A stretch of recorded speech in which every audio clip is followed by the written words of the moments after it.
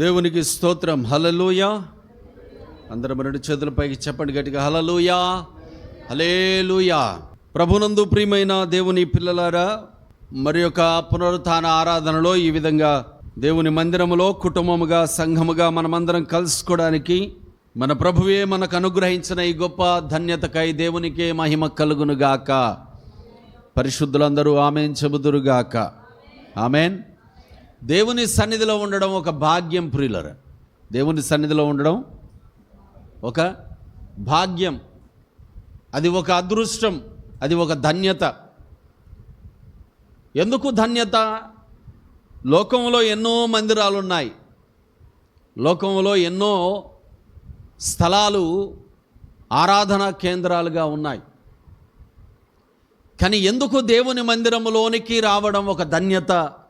ఎందుకు యేసయ్య సన్నిధిలోనికి రావడం ఒక ధన్యత అంటే, నేను చెబుతాను, దేవుని సన్నిధికి వచ్చి దేవునిని నీవు ఘనపరుస్తున్నావు గనక, ఆయనను ఆరాధిస్తున్నావు గనక, ఆయన చేసిన మేలులను జ్ఞాపకము చేసుకొని ఆయనను స్తుతిస్తున్నావు గనక, దేవుని సన్నిధికి వచ్చి ఇవన్నీ చేస్తున్నటువంటి నిన్ను దేవుడు ఒక ధన్యునిగా ధన్యురాలిగా చేస్తున్నాడు గనక దేవుని సన్నిధికి రావడము ఒక గొప్ప భాగ్యం. అందుకే సమూయేలు మొదటి గ్రంథములో మూలవచనంగా మనం చదువుకుందాం ప్రియులరా. సమూయేలు మొదటి గ్రంథము 2వ అధ్యాయము 30వ వచనాన్ని ఆఖరి భాగాన్ని చదువుదామా? కావున యెహోవా వాక్కు ఏదనగా, నన్ను ఘనపరుచు వారిని నేను ఘనపరుచుదును, నన్ను తృణీకరించువారు తృణీకారమొందుదురు. తలలు వంచండి, మోకరించండి, కళ్ళు మూసుకోనండి, ప్రార్థన చేసుకొని వాక్య ధ్యానంలోనికి వెళ్ళిపోదాం ప్రియులరా. ఈ పరిశుద్ధ పునరుత్థాన ఆరాధనలో మరొకసారి దేవుడు మనతో తన స్వరము ద్వారా తన వాక్యములో నుండి తన సందేశాన్ని మనతో మాట్లాడనై ఉండగా, నా ప్రియ కుమారుడా కుమార్తె, ఈరోజు ప్రభు వాక్యం నిన్ను దర్శించనై ఉండగా, యేసయ్యా నా హృదయాన్ని తెరువు ప్రభువా అని యేసయ్యను అడుగు. యేసయ్యా నీ దాసుని ద్వారా నీవు మాట్లాడే ప్రతి సంగతి నా మేలు కొరకే, నా బలము కొరకే, నా క్షేమము కొరకే కదా ప్రభువా. కనుక ఆ వాక్యముతో నా హృదయాన్ని నింపుదేవా, ఆ వాక్య ప్రకారము జీవిస్తాను తండ్రి, నాకు నీ ఆత్మ సామర్థ్యము కలుగు చేయి నాయనా అని ఒక్క నిమిషం యేసయ్యను బ్రతిమాలుకో. ఆయన నీ ప్రార్థన వినే దేవుడు గనక, నీ మనవిని అంగీకరించి ఆయనకు నీకు ప్రతిఫలం ఇచ్చే దేవుడు గనక, నీ ప్రభు పాదాలు పట్టుకో. ప్రభువా నాతో మాట్లాడు దేవా అని యేసయ్యను అడుగుతూ ఆయన సన్నిధిలో ఆయన వాక్యము కొరకు మన హృదయాలను తెరుద్దాం ప్రియులరా. వాక్యమై ఉన్న మా యేసుక్రీస్తు ప్రభువా, సర్వ శరీరులకు దేవుడా, ఆత్మస్వరూపుడా, సజీవుడా, ఇదిగో నాయన మరి ఒకసారి నీ పరిశుద్ధ సన్నిధిలో నీ మందిరములో ప్రభువా సంఘముగా కుటుంబముగా మేమందరము నిలబడి అయ్యా నీ వాక్యాన్ని ప్రభువా ధ్యానించుకోవడానికి సమయం మీరు మాకు ఇచ్చారు. ఈ సమయం చూడలేక ఎంతోమంది గతించిపోయారు దేవా. నీ సన్నిధిలో ఉండే ఈ భాగ్యం ప్రభువా మీరు మరి ఒక్కసారి మాకు ఆరోగ్యం ఇచ్చి ఆయుష్ పొడిగించి ప్రభువా మీరు ప్రసాదించారు, మీకు వందనాలు. ఇదిగో నాయన ఇప్పుడు నీ దాసుని పక్షాన నిలబడుతున్నాను, నేను వట్టి వాణ్ణే దేవా. అయ్యా నీవు మాత్రమే ప్రభువా వాడుకొనగలిగిన దేవుడవు, మాట్లాడే దేవుడవు తండ్రి, నేను కాదు దేవా. నీవు ప్రభువా నీ పిల్లలకు ప్రత్యక్షం అవ్వండి. నా స్వరము కాదు, నీ స్వరము ప్రభువా వినిపించండి. వినగల చెవులుగా సున్నతి చేయండి, గ్రహించగల హృదయముగా హృదయానికి సున్నతి చేయండి దేవా. నీ యొక్క వాక్యమే ప్రభువా హృదయాలలో ఏలనివ్వమని దేవా.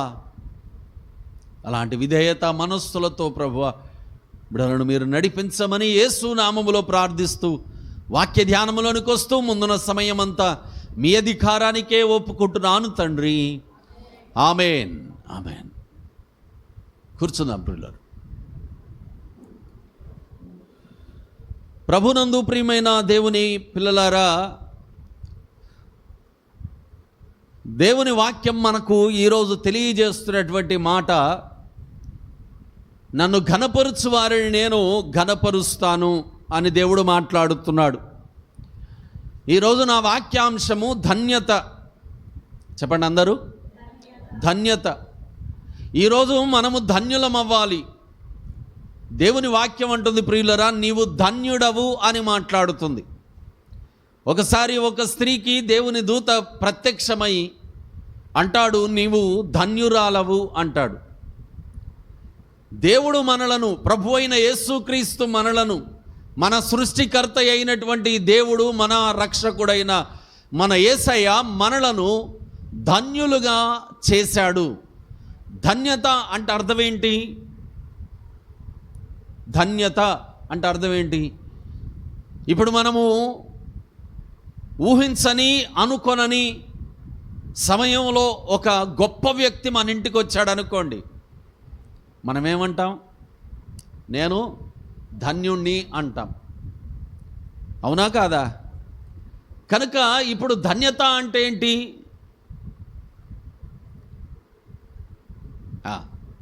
ధన్యత అంటే ఏంటి? ధన్యత అంటే ఘనత, ప్రియులరా, ఆనర్, ఘనత. ధన్యత అంటే ఆధిక్యత. ధన్యత అంటే దేవుని వాక్య పరిభాషలో మాట్లాడితేనే ఆశీర్వాదము అని అర్థం, లేక దీవెన అని అర్థం. ఇప్పుడు మన ప్రభువైన యేసుక్రీస్తు ద్వారా మనము ధన్యులమయ్యాను అని చెబుతున్నాను నేను. ఆమేన్. ఎంతమంది నమ్ముతున్నారు? మనందరం నమ్ముతాం. మనము ధన్యులమయ్యాం అంటే దేవుడు మనల్ని ఏం చేశాడు? ఘనత గలవారిగా ఎంచాడు. దేవుడు మనకు ఆధిక్యతనిచ్చాడు. దేవుడు మనల్ని ఆశీర్వదించాడు, దీవించాడు. అంటే వీటన్నిటినీ కలిపి మనమేంటి అని ఆలోచిస్తే ఒక్క మాటలో చెప్పాలి అంటే మనము ధన్యులం. We are blessed. మనము ధన్యులం. ఎలాగ ధన్యులమయ్యాము? దేవుడు మన జీవితంలోనికి వచ్చాడు. యేసయ్య మన హృదయంలోనికి వచ్చాడు. యేసయ్య మనలో నివాసం చేస్తున్నాడు. ఆయన మనతో సహవాసం చేస్తూ నడిపిస్తున్నాడు. అందుకే కొరింథీ మొదటి పత్రిక 1:9 మనం చదువుతాం కదా, యేసుక్రీస్తు సహవాసానికి మిమ్మును పిలిచిన దేవుడు నమ్మదగినవాడు. యేసయ్యతో సహవాసం చేయడానికి దేవుడు మనల్ని పిలిచాడు. అంతేకాదు, యోహాను సువార్తలో యేసయ్య మాట్లాడుతూ అంటాడు, ప్రియులరా, ఇదిగో నేను మిమ్మల్ని స్నేహితులని పిలుస్తున్నాను అన్నాడు. మనల్ని యేసయ్య స్నేహితులుగా ఎంచుకున్నాడు. మనల్ని యేసయ్య ఆయనతో సమానమైన వారిగా ఎంచుకున్నాడు. ఆయన మనలో నివాసం చేస్తున్నాడు. గనక మనమేమయ్యాం? ఇప్పుడు ధన్యులమయ్యాం, ఘనత కలిగిన వారమయ్యాం, గొప్పవారమయ్యాము. మనము ఆధిక్యతలోనికి వచ్చాము. మనం భాగ్యవంతులమయ్యాం. ప్రియులారా, ఇప్పుడు దేవుని వాక్యం మాట్లాడుతుంది, నన్ను ఘనపరుచు వారిని నేను ఘనపరుస్తాను. ఇప్పుడు దేవుడు మనల్ని ఘనపరిచాడు అని మనం నేర్చుకున్నాం. మరి మనం ఏం చేయాలి? గర్వించాలా? అహంకారులం అవ్వాలా? మనకంటే గొప్పవారు ఎవరు లేరని కళ్ళు నెత్తి మీద ఉన్న వాళ్ళ వలె ప్రవర్తించాలా? దేవుణ్ణి మర్చిపోయే అంత స్థాయికి వెళ్ళిపోవాలా? మరి ఏం చేయాలి? దేవుడు మనల్ని ఘనపరిచాడు గనక మనము ఇప్పుడు దేవునిని ఘనపరిచే వారిగా ఉండాలి. ఆమేన్. ఇప్పుడు చూడండి, మన ప్రభువును మనం ఘనపరిచిన వారమైతే మన ప్రభువు మనల్ని ఏం చేస్తాడు? ఘనపరుస్తాడు. అంటే అర్థం ఏంటో చెప్పనా? అసలు మనం యేసుక్రీస్తును తెలవదు, యేసుక్రీస్తులో విశ్వాసం ఉంచలేదు. కానీ ఒకరోజు ఎవరో సువార్త మనకు ప్రకటించారు, లేక ఆయనే ప్రత్యేకంగా మన జీవితంలో దర్శనమిచ్చాడు. మనం యేసుక్రీస్తులోనికి వచ్చాం. ఎప్పుడైతే ఆయన మనల్ని దర్శించాడో, ఆయన వాక్యం మనల్ని పట్టుకుందో, అప్పుడు యేసుక్రీస్తులోనికి మనం రాగానే మొట్టమొదటిగా అసలు మనకు అర్హత లేకపోయినా, మనకు ఆ భాగ్యం లేకపోయినా, ఆయన మనలోనికి ప్రత్యేకంగా వచ్చి మొదట మనల్ని ఆయన ధన్యులుగా చేశాడు, ఘనపరిచాడు, భాగ్యవంతులుగా చేశాడు. ప్రియులరా, ఇప్పుడు మనల్ని ధన్యులుగా చేశాడు గనక మనం ఏం చేయాలి? ఆయన్ను ఘనపరచాలి. మనము ఎంత ఆయన్ను ఘనపరుస్తామో తిరిగి ఆయన అంత మనల్ని ఘనపరుస్తాడు. దేవునికి మహిమ కలుగునుగాక. హల్లెలూయా. మనల్ని ఆయన ఘనపరిచిన తర్వాత మనము మైమరిచిపోయి మనం మైమరిచిపోయి ఇప్పుడు ఘనపరిచాక మనకొచ్చిన విలువను బట్టి, మనకొచ్చిన స్థాయిని బట్టి, లేక మన ఆత్మీయతను బట్టి, మనకున్నటువంటి ఈ ప్రత్యేకతను బట్టి మనం ఒకవేళ మన హృదయములలో యేసయ్యను మరిచిపోయిన వారిగా ఉంటే, అసలు యేసయ్య చెప్పిందేంటో కూడా తెలవని వారిగా ఉంటే, ఘనపరిచిన అదే యేసయ్య మనల్ని అవసరమైతే మరలా తగ్గించి వేయగలడు కూడా. అందుకే దేవుని వాక్యంలో మనం చదువుకున్న మూలవచనంలో దేవుడు అంటూ, నన్ను తృణీకరించు వారిని వారు తృణీకారమొందెదరు. Those who reject me, those who dishonor me, they shall be rejected, they shall be dishonored. అంటే మన మెప్పు, మన ఘనత అంతా కూడా ఎవరిలో ఉంది? మన యేసయ్యలో ఉంది ప్రియులారా. ఇప్పుడు ఒక మొక్క నాటాం మనం, దానికి రోజు నీళ్లు పోసి, దాని కాలాన్ని బట్టి దానికి ఎరువేసి, దానికి మొత్తం సదుపాయాలు, దానికి పాదులు దొవ్వి, దానికి సదుపాయాలన్నీ మనము చేసిన తర్వాత అది ఎదుగుతుంది, ఫలిస్తుంది. సడన్గా ఒకరోజు నీళ్లు పోయడం ఆపేయండి, ఎరువేయడం ఆపేయండి, పాదులు తవ్వడం ఆపేయండి. క్రమక్రమంగా దానిలో ఉన్న సారమంతా క్షీణించిపోయి అది ఎండిపోతుంది. చివరికి అది అగ్నికి ఆహుతైపోతుంది. తేడా ఏంటి? ఏమైంది అంటే, దానికి అందవలసినటువంటి సారము అందించేవారు దూరం అయిపోయారు. ఇప్పుడు యేసయ్య మన ఘనతకు కారణం, యేసయ్య మన ధన్యతకు కారణం, యేసయ్య మన ఆధిక్యతకు కారణం, యేసయ్య మన విలువకు కారణం. ఇప్పుడు ఆ యేసయ్యనే నిర్లక్ష్యం చేస్తే, ఆ యేసయ్య సన్నిధినే నిర్లక్ష్యం చేస్తే, ప్రార్థననే నిర్లక్ష్యం చేస్తే, వాక్యమునే నిర్లక్ష్యం చేస్తే, ఆయన ఆరాధించడం నిర్లక్ష్యం చేస్తే, సాక్షిగా జీవించడం నిర్లక్ష్యం చేస్తే, ప్రియులరా, దేవుని వాక్యం అంటుంది, ఆయనను తృణీకరించువారు తృణీకారము పొందుతారు. ఆయనను తృణీకరించడమే. ఎప్పుడైతే ఆయనను మనము నిర్లక్ష్యం చేస్తామో, ఘనపరచమో, అప్పుడు ఆటోమేటిక్గా మనము కూడా అధమ స్థితికి దిగజారిపోతాం ప్రియులారా. Everything comes from Jesus Christ so that we may be honoured in all our life.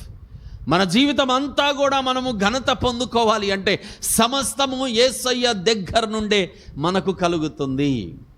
ఆమేన్, ఆమేన్. నేను లోకంలో ఉన్నప్పుడు చాలామంది నన్ను చూసి అసహ్యించుకున్నారు. కానీ దేవునిలోకి వచ్చిన తర్వాత అందరూ కాకపోయినా కొంతమంది అయినా అసలు నాలో వచ్చిన ఈ మార్పును పరీక్ష చేయాలని ప్రయత్నం చేశారు. చాలా ప్రయత్నాలు చేశారు. వీడిని ఎలాగైనా సరే దొరకబట్టుకోవాలా, వీడిని ఎలాగైనా సరే తక్కువ చేయాలి, వీడిని ఎలాగైనా సరే మళ్ళీ లోకంలోనికి లాగాలి అని చాలా ప్రయత్నాలు చేశారు ప్రియులారా. ఆ ప్రయత్నాలలో నన్ను ఎవరైతే చూసి అసహించుకున్నారో వాళ్ళల్లో కొద్దిగా ఘనత, విలువ, మాట, నేర్పరత్వము, కొద్దిగా ధనము కలిగిన వాళ్ళైతే ఎలాగైనా సరే వీడిని మళ్ళీ వెనక్కి లాగాలి అనే ప్రయత్నంలో చాలా రకాలుగా ప్రయత్నం చేశారు. కానీ ఎప్పుడైతే ఈ వాక్యం పట్టుకొని ఈ పరిశుద్ధ గ్రంథంలో ఉన్న నా ఈ యేసయ్య మాటను నేను చదువుతున్నది, నేను వింటున్నది, నేను అనుభవిస్తున్నది, నేను తెలుసుకుంటున్నది, దేవుడు నాకు బయలుపరుస్తున్నది ఎప్పుడైతే నేను పట్టుకొని వాళ్ళ ముందు నిలబడ్డానో, ఎవరెవరైతే నన్ను చిక్కించాలని ప్రయత్నం, లోకంలోనికి లాగేయాలని, నన్ను ప్రశ్నించాలని ప్రయత్నం చేశారో వాళ్ళందరి ముందు ఈ వాక్యాన్ని పట్టుకొని నిలబడ్డాను గనుక ఈ వాక్యం నన్ను ఘనపరిచింది ప్రియులారా. ఆమేన్. నిజంగా వీనిలో యేసయ్య ఉన్నాడు, నిజంగా ఇతనిలో యేసయ్య ఉన్నాడు, నిజంగా యేసయ్య ఇతనిని పట్టుకున్నాడు కనుకనే ఇంత మార్పు, ఇంత ప్రభావము, ఇంత ప్రత్యేక స్థాయి ఇతనికి కలిగింది అని ఇక నిన్ను ఎవడు ఆపలేరురా అని ప్రశ్నించి పట్టుకోవాలన్న వాళ్ళే నన్ను దీవించారు. దేవునికి మహిమ కలుగును గాక. హల్లెలూయా. దేవుడు మనల్ని ఘనపరుస్తాడు ఎప్పుడు? ఇదిగో ఈ సారము మన జీవితంలో సమృద్ధిగా ఉన్నప్పుడు, యేసయ్య మన కుటుంబంలో సమృద్ధిగా ఉన్నప్పుడు, యేసయ్య మన హృదయంలో సమృద్ధిగా నివాసము చేస్తూ ఉన్నప్పుడు మనం అడగాల్సిన అవసరం లేదు. దేవా నన్ను హెచ్చించు, నన్ను ఇది చేయి, నన్ను అది చేయి, నన్ను ఇలాగ చేయి, అలాగ చేయి అని అడగాల్సిన అవసరము లేదు. మన తల్లిదండ్రులు ఎప్పుడూ మన మేలు కొరకు ఎన్నో రకాలుగా ఆలోచిస్తారు, అన్నీ శ్రేష్టమైనవే ఇవ్వాలనుకుంటారు. ఎందుకు? మనం పిల్లలం, మనం అడుగుతామా? అడిగినే కొనిస్తారు, కానీ అడగకుండా వాళ్ళు చేసేవి చాలా ప్రత్యేకంగా ఉంటాయి, ఘనతనిచ్చేవిగా ఉంటాయి. ఇప్పుడు మనము యేసయ్యను ఘనపరుస్తున్నాం కాబట్టి యేసయ్యను అడగాల్సిన అవసరం లేదు. మమ్మల్ని కూడా ఘనపరచు, మమ్మల్ని కూడా ఇది చేయి, మమ్మల్ని కూడా అది చేయని. అందుకే దేవుని వాక్యం ఉంటుంది, ఆయన నమ్మదగిన దేవుడు. He is trust worthy God. ఆయన నమ్మదగిన దేవుడు. నమ్మదగిన దేవుడు గనక ఆయన మనల్ని ఎక్కడెక్కడ ఘనపరచాలో అక్కడెల్లా ఘనపరుస్తాడు. దేవునికి మహిమ కలుగునుగాక. హల్లెలూయా. ప్రతి స్థలములో ఆయన మనల్ని ఘనపరుస్తాడు ప్రియులారా. కనుకనే వాక్యం అంటుంది, నన్ను ఘనపరచు వారిని నేను ఘనపరుస్తాను. ఇంతకు ధన్యులుగా చేయడం అంటే, ఘనపరచడము అంటే, ఆ ఆధిక్యతలోనికి మనల్ని నడిపించడం అంటే, ఆ భాగ్యం మనకి ఇవ్వడం అంటే ఏంటి? అసలు ఏ విషయంలో మనల్ని దేవుడు ధన్యులుగా చేస్తున్నాడు? ఏ విషయాలు మనలో ఉంటే మనము ధన్యులమైతే దానికి నిదర్శనము, రుజువేంటి? ఈరోజు మనం నేర్చుకుందాం ప్రియులారా. ఏ ఏ విషయాలను బట్టి దేవుడు మనల్ని ధన్యులు అని పిలవాలనుకుంటున్నాడో పెద్ద తడుముకోవాల్సిన అవసరమే లేదు. యేసయ్య చేసినటువంటి మొట్టమొదటి ప్రసంగంలోనే ధన్యతలను గురించే మాట్లాడుతున్నాడు ఆయన. క్రైస్తవులకు మొట్టమొదటిగా ఉండాల్సింది ఏంటో తెలుసా? ధన్యులు అనే అర్హత. దే ఆర్ బ్లెస్డ్ అనే అర్హత ఉండాలి. క్రైస్తవ్యానికి, క్రైస్తవులకున్న ప్రత్యేకత అదే ప్రియులరా. కనుకనే యేసయ్య మన జీవితంలోనికి రాగానే మనమేమయ్యాము? ధన్యులమయ్యాం. ఒక గొప్పవాడు మన ఇంటికి వస్తే మనం ఎంత ధన్యత ఫీల్ అవుతామో, ఆయన మన ఇంట్లోనే మనతోనే కొన్ని రోజులు ఉంటాను అంటే ఇంకెంత ధన్యత ఫీల్ అవుతామో, అంతకంటే మించిన అధికారి యేసయ్య. విశ్వ పరిపాలకుడే నా ప్రభువైన యేసుక్రీస్తు. ఆయనే మరి నాలోనికి వచ్చి జీవిస్తే ఎంత ధన్యత కదా. ఇప్పుడు ఇక్కడ కూర్చున్న మీ అందరిలోనికి, మనందరిలోనికి యేసయ్య వచ్చేసాడు ప్రియులరా. అంటే మనము ధన్యులం. మరి ధన్యులమైతే మనలో ఏం కనపడితే ఆ ధన్యత కొనసాగుతుంది? ఒక్కొక్కటి చెబుతున్నాడు యేసయ్య. దయచేసి చదువుదాము, వివరించుకుందాము, ఆత్మతో నడిపించబడదాం. 3వ వచనం, మత్తయి సువార్త 5వ అధ్యాయం 3వ వచనం నుండి చదవండి. ఆత్మ విషయమై దీనులైన వారు ధన్యులు, పరలోక రాజ్యము వారిది. ఆత్మ విషయమై దీనులైన వారు ధన్యులు. ఉదాహరణ చెబుతాను, పెద్ద ఎక్స్ప్లెనేషన్స్ ఏమీ ఇవ్వను, కానీ ఆత్మ నన్ను ప్రేరేపించిన కొలది కొనసాగిపోతాను. ఒకరోజు ఒక ధనవంతుడు యేసయ్య దగ్గరికి వచ్చాడు. వచ్చి అడుగుతాడు యేసయ్యను, అయ్యా నేను పరలోక రాజ్యం చేరాలి అంటే ఏం చేయాలి? ఎక్కడికి? పరలోక రాజ్యం చేరాలి అంటే నేనేం చేయాలి అని అడుగుతున్నాడు. ధనవంతుడు ఎక్కడికి వెళ్ళాలనుకుంటున్నాడు? దేవుని రాజ్యం చేరాలనుకుంటున్నాడు. అంటే ఎప్పటి సంగతి కావాలి ఇప్పుడు ఆయనకి? ఆయన చచ్చిపోయిన తర్వాత సంగతి ఆయనకు కావాలి. కాబట్టి ఇప్పుడు పరలోక రాజ్యం చేరాలి అంటే ఏం చేయాలి అని అడిగినప్పుడు యేసయ్య మాట్లాడుతున్నాడు, నువ్వు చేయాల్సిందేమీ లేదు, వెళ్ళి దేవుని ఆజ్ఞలను అనుసరించు అన్నాడు. దేవుని ఆజ్ఞలను అనుసరించు అంటే వెంటనే ఆ యవనస్తుడు, ఆ ధనవంతుడు అన్నాడు, అయ్యా నేను చిన్నప్పటి నుండే ఈ ఆజ్ఞలన్నీ ఆచరిస్తూనే ఉన్నాను, అందులో ఎలాంటి అనుమానము లేదు అన్నాడు. అప్పుడు యేసయ్య అన్నాడు, నువ్వు అనుసరిస్తున్నప్పటికీ నీలో ఒకటి కొదువుగా ఉంది. నీలో ఒకటి కొదువుగా ఉంది. ఏం కొదువు ఉంది యేసయ్య? ఏం చేయాలి అంటే యేసయ్య అన్నాడు, వెళ్ళి నీ ఆస్తంతా అమ్మేసి మొత్తం బీదలకు పంచిపెట్టి నువ్వు నన్ను వెంబడించు, నిన్ను డైరెక్ట్గా పరలోక రాజ్యం తీసుకువెళ్తాను. ఇప్పుడు యేసయ్య ఏమన్నాడు? పరలోక రాజ్యమేగా నువ్వు పోవాల్సింది, నీ కోరిక అదేగా, చలో నాతో రా నేను తీసుకపోతా అన్నాడు యేసయ్య. సింపుల్గా అంతే అన్నాడు, నాతో రా నేను తీసుకపోతా. కానీ ధనవంతుడు ఏమన్నాడు తెలుసా? అతడు మిగుల ఆస్తి గలవాడు గనక చిన్నబుచ్చుకొని హృదయంలో నొచ్చుకొని ఇదేంట్రా దేవుడా, ఏదో అయిద్దనుకొని వస్తే ఏదో అయిపోయింది, ఆస్తి మొత్తం అమ్మేసి బీదలకి అంటున్నాడు. ఇది ఎక్కడ కథ? ఈ కథ మన వలన కాదు.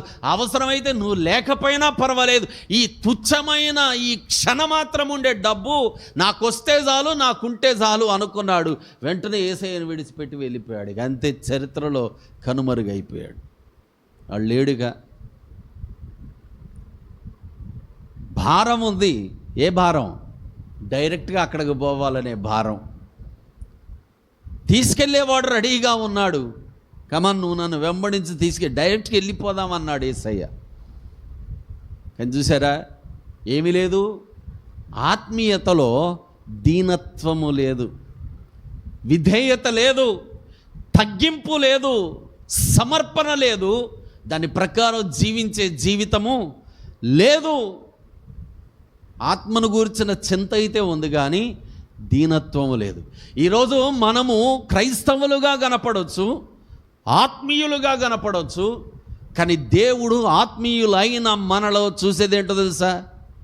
మొట్టమొదటి క్వాలిఫికేషన్ దీనత్వం. అండర్లైన్ చేసుకోండి. అది ఆత్మలో ఏముండాలి?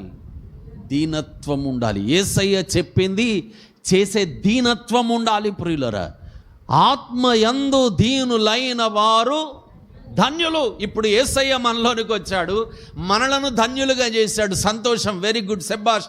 యేసయ్య మన దేవుడు అయిపోయాడు. నేను యేసయ్య బిడ్డనని చెబుతున్నావు, కానీ నీలో ఏం చూస్తున్నాడు యేసయ్య? దీనత్వం చూస్తున్నాడు. ఒకరోజు ఒక వ్యక్తి యేసయ్యను చూడాలని పరుగెత్తుకొని వచ్చాడు.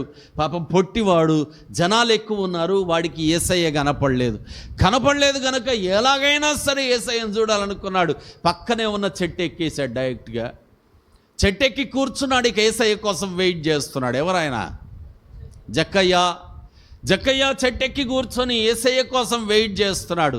యేసయ్య రానే వచ్చాడు. పైనున్న జక్కయ్య అని చూశాడు. రా, మీ ఇంటికి వస్తానన్నాడు యేసయ్య. దేవునికి మహిమ కలుగునుగాక. హల్లెలూయా. రా, మీ ఇంటికి వస్తానన్నాడు యేసయ్య.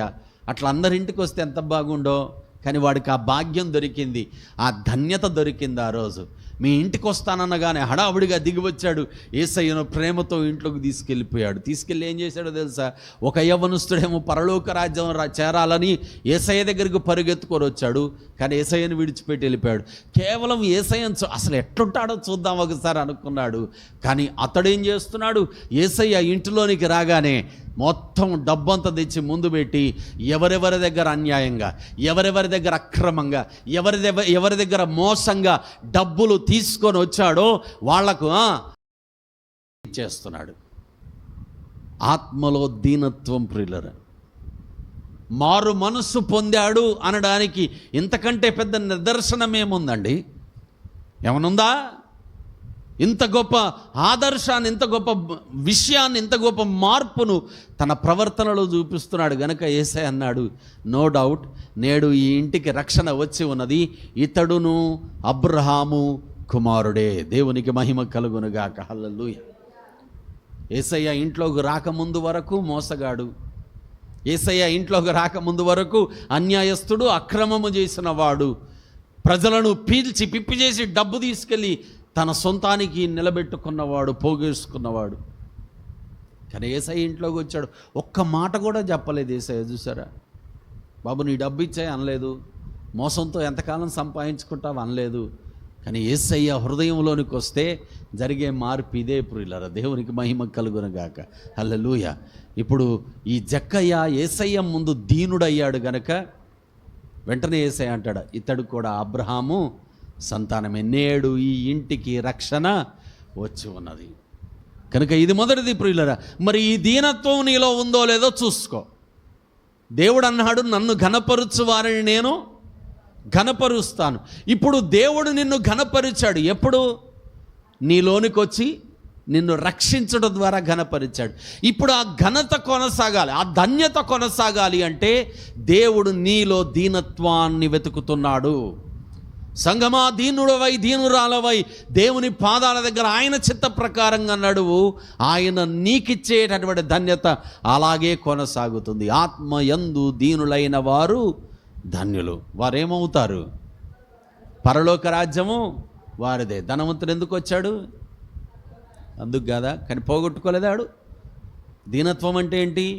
ధనము కంటే, పనుల కంటే, ప్రయాణాల కంటే, మనుషుల కంటే, అవసరతల కంటే, నీకున్నటువంటి చిన్న పెద్ద బలహీనతల కంటే, కారణాల కంటే యేసయ్యను నువ్వు ఎక్కువగా ఘనపరచడమే దీనత్వం. ఆమేన్, ఆమేన్. కనుక అట్టి దీనత్వములో దేవుడు నిన్ను నడిపించునుగాక. అట్టి దీనుడవై దీనురాలవై దేవుని మెప్పు పొందుకొని యథార్థమైన భక్తిపరునిగా భక్తిపరురాలిగా సమాజంలో దేవుని ఘనపరుచున్నట్లుగా నీవు నిలబడుదువుగాక. ఆమేన్. రెండవ చదవండి ప్రియులరా, రెండవ ధన్యత. దుఃఖపడువారు ధన్యులు, వారు ఓదార్చబడుదురు. దుఃఖపడువారు ధన్యులు. రెండు సందర్భాలు చెబుతాను మీకు, నేను చిన్నగా వివరిస్తాను. చూడండి. దావీదట పండుకొని కన్నీరు గారుస్తున్నాడట. ఏం చేస్తున్నాడు? పండుకొని ఆ మాట మర్చిపోవద్దు. ఏం చేస్తున్నాడు? పండుకొని కన్నీరు గారుస్తున్నాడు. అంటాడు, నా కన్నీటితో నా తలగడ తడిసిపోతుంది అన్నాడు. నా కన్నీటితో నా పరుపు తేలిపోతుంది అన్నాడు. కీర్తనకారుడైన దావీదు కారుస్తున్న కన్నీరు దేనికో తెలుసా? తాను చేసినటువంటి పాపముల నుండి పశ్చాత్తాపముతో కన్నీరు గారుస్తున్నాడు. ఆమేన్. ఈరోజు పాపమును గూర్చినటువంటి అవగాహన, పాప పశ్చాత్తాపమును గూర్చినటువంటి అవగాహన లోకానికి పట్టట్లేదు, క్రైస్తవులకు అసలే పట్టట్లేదు. కన్నీరు గార్చే విషయంలో దావీదంటాడు, నేను చేసిన పాపం విషయంలో దేవా నీ దగ్గర క్షమాపణ పొందుకోవడానికి నేను కన్నీరు గారుస్తున్నాను అన్నాడు. ప్రియులారా, రెండవ కన్నీరు దేని కొరకు తెలుసా? సంఘము క్షేమాభివృద్ధి చెందాలి అని, నీ ఆత్మీయ జీవితంలో దేవుని చిత్తాన్ని నువ్వు నెరవేర్చే విషయంలో ప్రత్యేకమైన అభిషేకము నీలో ఉండాలి అని నువ్వు దేవుని దగ్గర కన్నీరు గార్చే వ్యక్తిగా ఉండాలి. రెండు రకాలైనటువంటి కన్నీళ్లు కూడా ఆత్మ సంబంధమైన విలువను నీకు కలుగజేస్తున్నాయి. కన్నీరు గార్చువారు ధన్యులట, దుఃఖపడువారు ధన్యులు. అది ఏ దుఃఖము? ఏ దుఃఖము? ఆత్మ సంబంధమైన దుఃఖము. చెప్పండి అందరూ. ఆత్మ సంబంధమైన దుఃఖము. కన్నీరు ఏడుపుతోనే వస్తుందేమో కానీ దుఃఖము హృదయంలో నుండి వస్తుంది ప్రియులారా. అది కన్నీరుగా కనబడకపోవచ్చు, కానీ అది గుండెల్లో నుండి తన్నుకొని వచ్చేటటువంటి దుఃఖం. ఈ దుఃఖము రెండు సందర్భాలలో ప్రతి క్రైస్తవంలో కనపడుతుంది. ఒకటి పాపక్షమాపణ పొందుకోవడం కోసం, చేసిన అపరాధముల నుండి దేవుని యొక్క కనికరము తిరిగి పొందుకోవడం కోసం దుఃఖము. రెండవది నీ ఆత్మీయ జీవితంలో పరిపూర్ణ పరిపక్వత కొరకు దేవుని సహాయాన్ని కోరుకోవడంలో చేసే దుఃఖము. దేవునికి అసాధ్యమైంది ఏది లేదు ప్రియులరా. నువ్వు నీ దేవుని పైన ఆధారపడే విషయంలో మాటతో కాదు, ఏదో ఆచార సంబంధంగా కాదు, అలవాటుగా కాదు, తూతూ మంత్రంలాగా కాదు, అది కాదు దేవునికి కావాల్సింది. మనస్ఫూర్తిగా హృదయ సంబంధమైనది, హృదయపూర్వకమైనది అయితే దుఃఖము తన్నుకొని వస్తుంది ప్రియులరా. అందుకే దుఃఖపడువారు ధన్యులు, వారు వారు ఓదార్చబడుదురు. దేవునికి మహిమ కలుగునుగాక. హల్లెలూయా. వారు ఓదార్చబడుదురు. మూడవది చదవండి. సాత్వికులు ధన్యులు, వారు భూలోకమును స్వతంత్రించుకొందురు. సాత్వికులు అనే ఈ మాట చదవగానే నాకు ఒక సంఘటన గుర్తొచ్చింది. ఒక ఫ్రైడే ఒక మందిరానికి వెళ్ళాను నేను, జస్ట్ వేరే ఫ్రెండ్తో కలిసి. అది వేరే ఊరిలో వెళ్తుంటే అతడితో పాటు ఆ మందిరానికి వెళ్ళాను నేను. మందిరం పేరు చెప్పనులేండి. మందిరానికి వెళ్ళాను నేను. మందిరంలోకి వెళ్ళి అలాగా చూస్తూ ఉన్నాం, అటు ఇటు తిరుగుతూ ఉన్నాం మందిరంలో.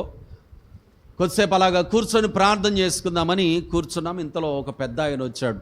మంచిగా టూప్ టాప్గా ఉన్నాడు, చాలా గొప్పోళ్ళలాగా కనపడుతున్నాడు. చూస్తే చేతికి 2 ఉంగరాలు ఉన్నాయి, ఇటు బ్రాస్లెట్ ఉంది, ఇటు ఒక మంచి గోల్డ్ కలర్ వాచ్ ఉంది. పెద్ద ఆయన చూస్తేనే చెప్పేయచ్చు ఫుల్ సౌండ్ పార్టీ మనోడని. నేను గమనిస్తున్నా. ఆయన హడావుడిగా మందిరంలోనికి వచ్చేసాడు. మందిరంలోనికి వచ్చిన ఆయన డైరెక్ట్గా మూలనున్నటువంటి చీపురు పట్టుకున్నాడు, చాట పట్టుకున్నాడు. ఇక పట్టుకుని ఆ మూల నుండి ఊడవడం మొదలుపెట్టాడు మందిరాన్ని. ఊడ్చుకుంటూ చుట్టూ మందిరం చుట్టూ కూడా ఊడ్చి మొత్తం అంతా కంప్లీట్ చేసి అప్పుడు వచ్చి కొద్దిసేపు ప్రార్థన చేసుకుని మళ్ళీ ఆయన దారిన ఆయన వెళ్ళిపోయాడు. ఇప్పటికీ కూడా నా కళ్ళల్లో చెదిరిపోయినటువంటి ఒక చక్కనైనటువంటి చిత్రం అది. ఏంటది? మందిరంలోనికి వచ్చి ఆయన చేసిన పని.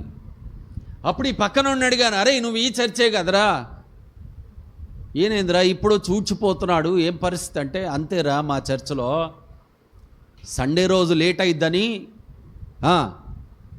శుక్రవారం శనివారం ఈ 2 రోజుల్లో ఏదో ఒక రోజు వచ్చి మందిరాన్ని తూడ్చి ఆరాధన కొరకు సిద్ధపరిచి వారి పని కంప్లీట్ చేసుకొని వెళ్తారు. మరి అంత పెద్దోడు కదరా, పని మనిషిని పంపించచ్చుగా, అంత పెద్దోడుగా పని మనిషిని పంపించచ్చుగా. అట్ట కాదు, ఎవరి వంతులో వాళ్ళే వచ్చి మందిరాన్ని సిద్ధపరిచిపోతారు. సాత్వికులు అంటే ఎవరో తెలుసా? దేవుని ఎదుట వారు తగ్గింపు స్వభావాన్ని ప్రదర్శించేవారు.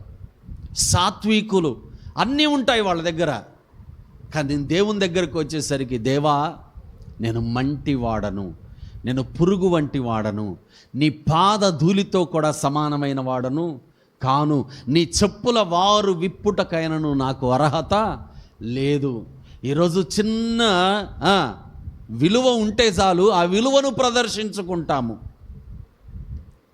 కానీ దేవుని ఎదుట నిజంగా సాత్వికత ఎంతమంది చూపించగలరు? సాత్వికులు ధన్యులు, వారు భూలోకమును స్వతంత్రించుకుంటారు. వారు దేవుని ఎదుట వారు ఘనత పొందిన వారిగా, మెప్పు పొందిన వారిగా ఉంటారు. ప్రియులారా, కారణం ఏంటి? వారు సాత్వికులు. వారెవరు? సాత్వికులు. అందుకే పౌలు రాశాడు, ఎప్పుడు ఈ మాట నన్ను తినేస్తుంది. పౌలు రాశాడు, ఏమన్నాడు తెలుసా? అందరట తమ సొంత పనులే, కానీ దేవుని పనులను ఎవడూ పట్టించుకోడట. ఎందుకు? సాత్వికత ఏది? సాత్వికమైన మనస్సేది?